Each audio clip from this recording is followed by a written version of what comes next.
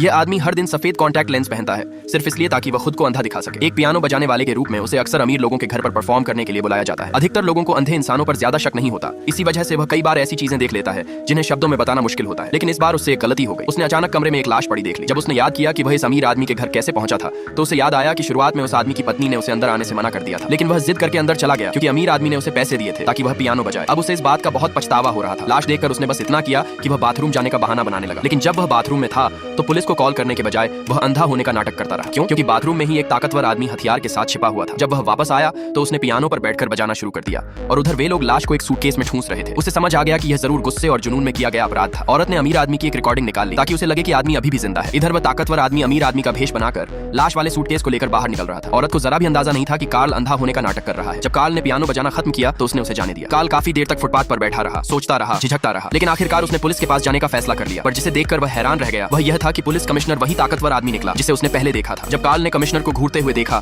तो वह सिर्फ इतना कह पाया कि उसकी बिल्ली मार दी गई है। कमिश्नर को शक हुआ और उसने यह देखने के लिए कार्ल के घर जाने का फैसला कर लिया कि कहीं वह अंधे होने का नाटक तो नहीं कर रहा। जब कमिश्नर का ध्यान भटका, कार्ल ने जल्दी से अपने कॉन्टैक्ट लेंस छुपा दिया। कमिश्नर ने अखबार उठाया और पूछा कि वह इसे कैसे पढ़ता है। कार्ल ने जवाब दिया कि वह इसे बिल्ली के लिए लिटर, गंदगी की तरह इस्तेमाल करता है। कमिश्नर फिर भी शक में था तो उसने कार्ल के सामने कुछ फेंक दिया। कार्ल शांत रहा, हिला तक नहीं। उसने कमिश्नर को पूरी तरह धोखा दे दिया। अगले दिन अमीर आदमी की लाश नदी के किनारे मिली। उसकी पत्नी ने कहा कि वह बहुत सारे पैसे लेकर घर से निकला था, इसलिए सबको लगा कि वह कहीं गायब हो गया है। कमिश्नर ने अमीर आदमी की घड़ी टॉयलेट में फेंक दी और उसके सामने खड़ा आदमी ही बलि का बकरा बन गया। कार्ल को लगा कि उसकी जान खतरे में है, इसलिए उसने पुलिस स्टेशन में झूठा बयान दे दिया और जब उसे लगा कि सब खत्म हो गया तभी कुछ ऐसा हुआ।